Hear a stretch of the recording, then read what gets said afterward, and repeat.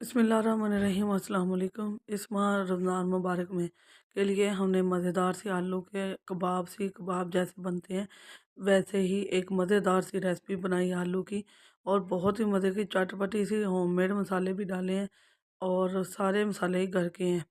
तो बहुत ज़बरदस्त से हमने आलू को बॉयल कर लिया, इसमें प्याज सब्ज़ मिर्च चॉप करके डाली, कॉर्नफ्लोर डाला, इसमें मसाला जहाँ चाट मसाला भी डाला, खुश्क धनिया, ज़ीरा, सुरख मिर्च, हल्दी पाउडर सब कुछ डाल के अंडे डाले और इसे मैश कर लिया और एक बैटर सा बना लिया। और इसके साथ ही हमने इसके सीख कबाब वाली शेप दे दी और बहुत ही मज़े की बनी हमारे सीख कबाब।